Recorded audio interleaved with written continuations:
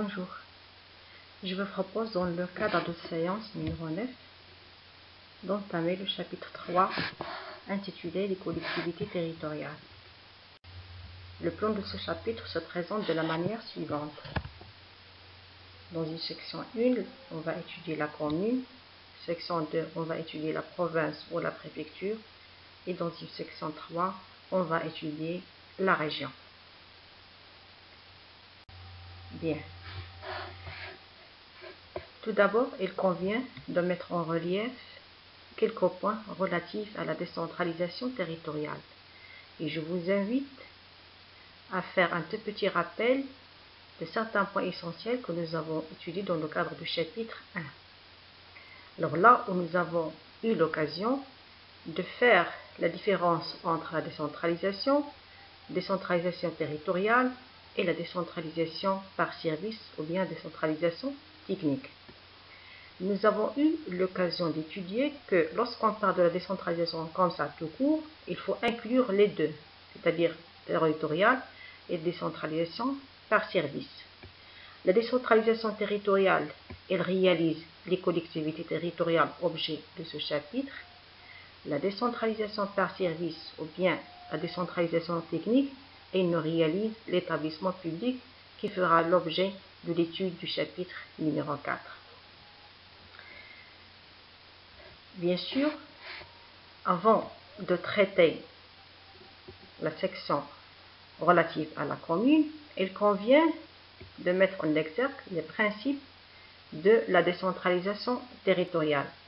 Lorsqu'on dit les principes de la décentralisation territoriale, c'est-à-dire quels sont les points sur lesquels elle repose pour la différencier par rapport aux autres composantes de l'architecture administrative marocaine, notamment la déconcentration administrative, notamment la concentration administrative et aussi, pourquoi pas, la décentralisation par service. Et nous avons le premier point, c'est celui de l'autonomie. Et lorsqu'on dit l'autonomie, ça implique que les collectivités territoriales qui feront l'objet de notre étude, ils disposent de la liberté d'administration, qui est d'ailleurs un principe constitutionnel consacré par la Constitution marocaine. Nous avons aussi le principe d'égalité entre ces collectivités, c'est-à-dire qu'il n'y a pas de hiérarchie. La hiérarchie que nous avons étudiée dans le cadre de la déconcentration administrative et la concentration administrative, sous réserve bien sûr, comme on va le voir dans le cadre de la section 3 relative à la région, que cette collectivité elle conserve certaines prééminence par rapport aux autres collectivités dans certains domaines que nous aurons l'occasion de voir, Inch'Allah. Il y a aussi le principe de la solidarité entre les collectivités territoriales qu'on peut envisager, bien qu'on peut facilement décortiquer à partir de certains aspects de coopération décentralisée. Il y a aussi un autre principe qui caractérise les collectivités territoriales, c'est qu'ils disposent des organes qui sont propres, des organes qui sont au nombre de deux, un organe délibérant et un organe exécutif.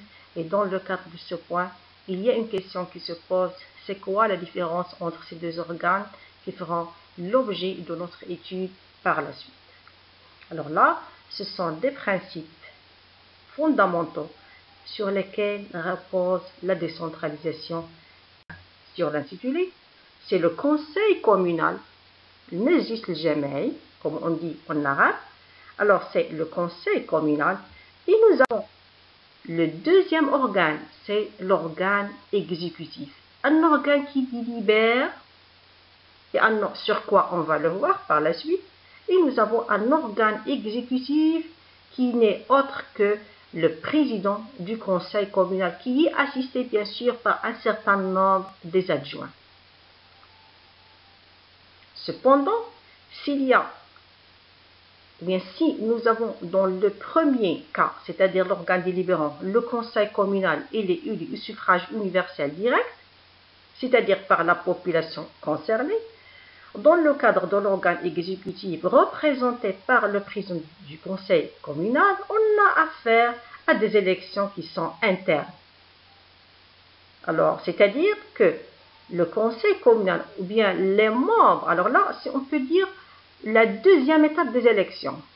Alors, les membres du conseil communal, ils procèdent à l'élection de leur président, qui va être l'organe exécutif. Nous avons besoin d'un organe délibérant et d'un organe exécutif. C'est fondamental dans le cadre de la décentralisation territoriale. Impossible de s'en passer. Impossible d'avoir un seul organe. Alors, le dualisme, si on voulait le dualisme des organes dans le cadre de la décentralisation territoriale, c'est-à-dire qu'on a affaire à deux organes, l'organe délibérant et l'organe exécutif.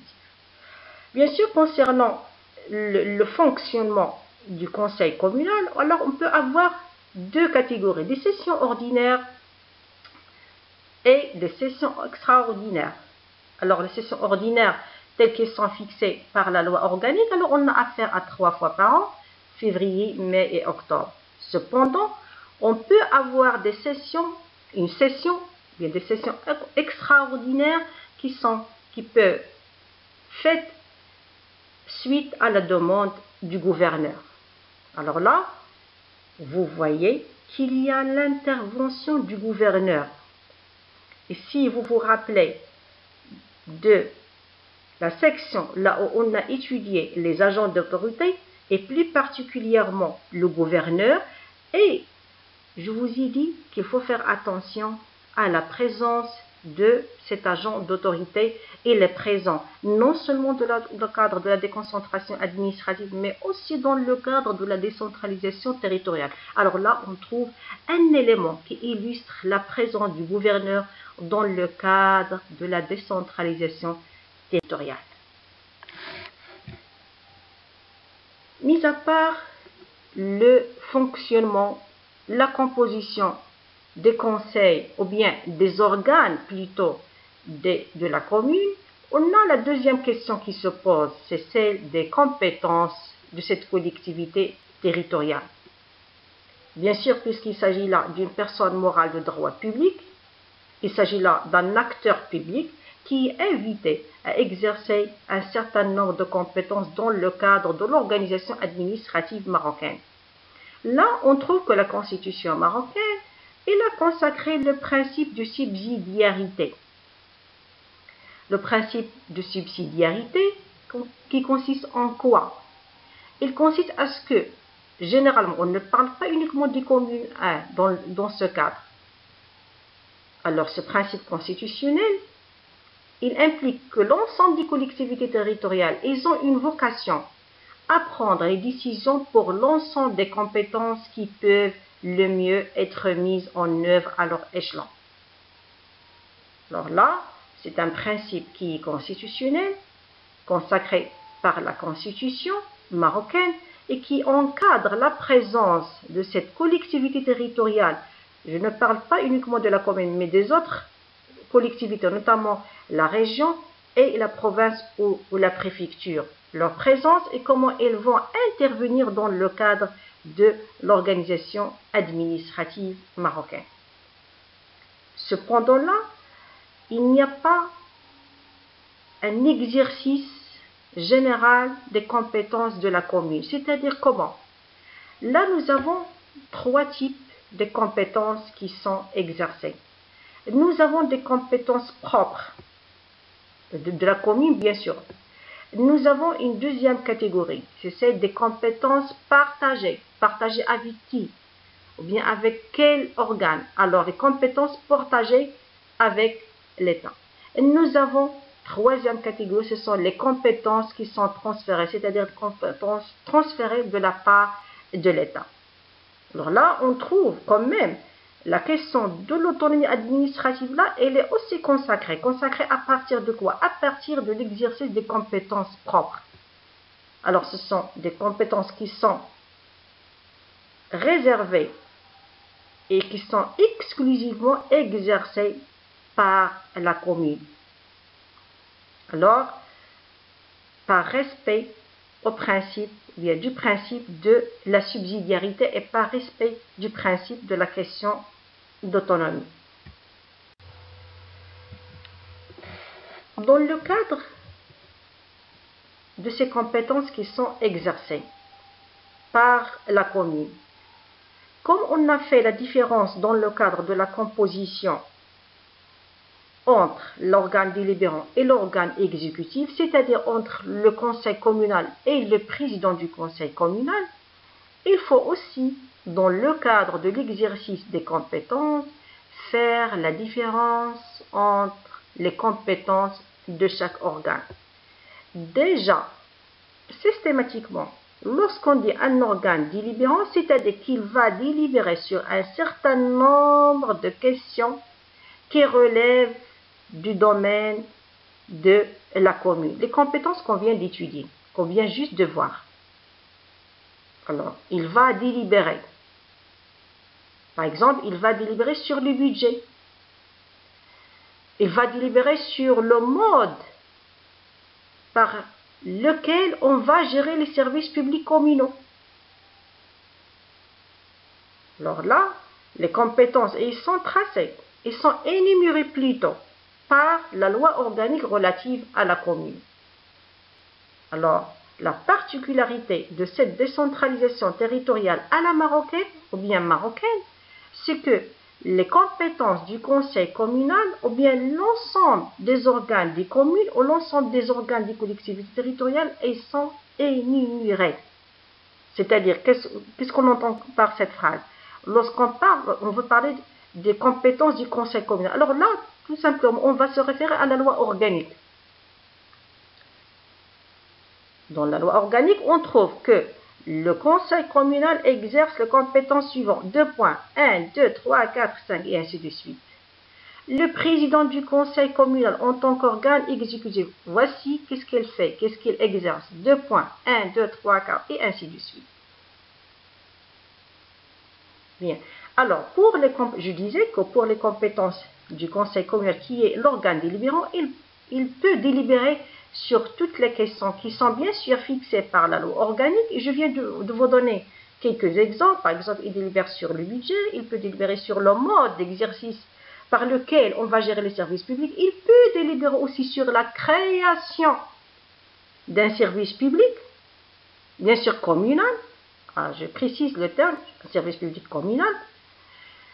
Et nous avons le deuxième organe qui est l'organe exécutif, c'est bien sûr c'est le président du conseil communal, et bien sûr qui incarne une double qualité, c'est celle d'un organe exécutif de la commune et agent de l'État puisqu'il exerce certaines compétences dans le cadre de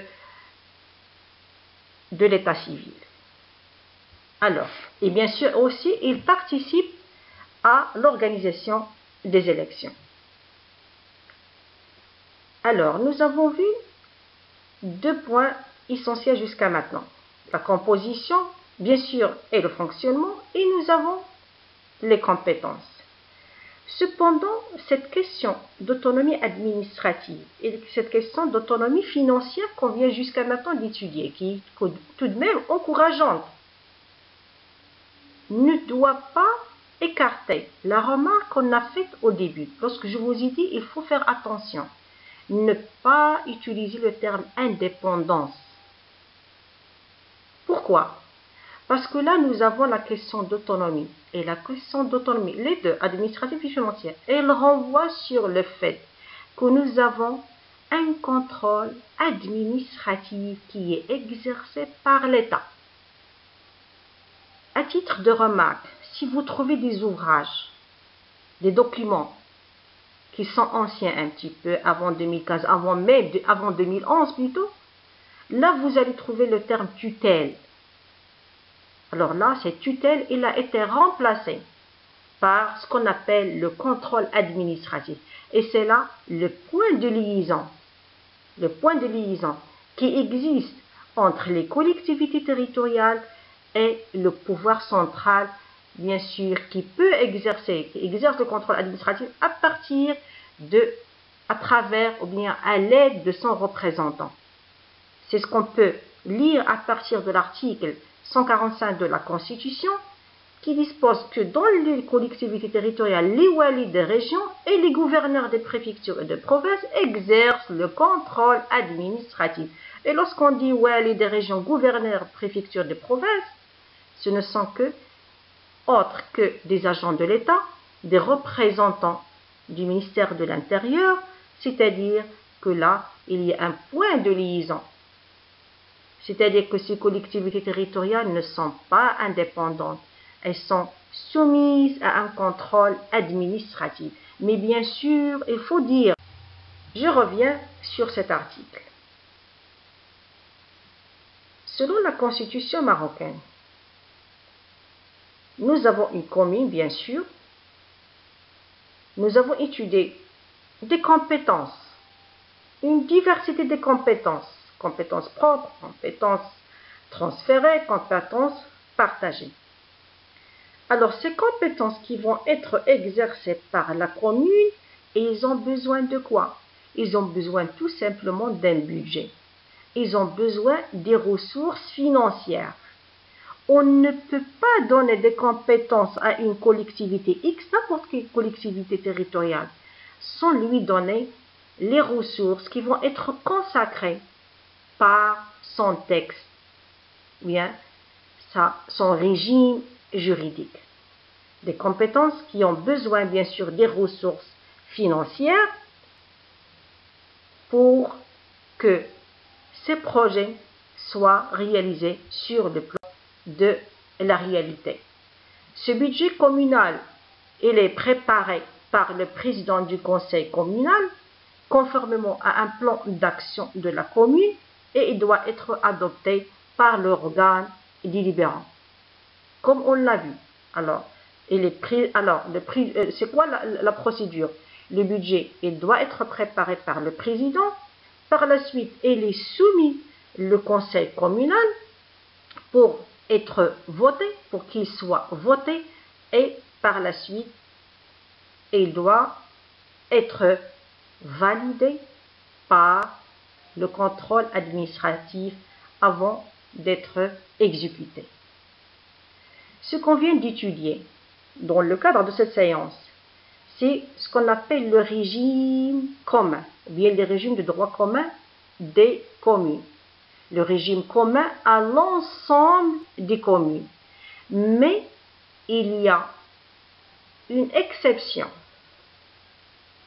ou bien une dérogation, qui concerne un certain nombre de communes.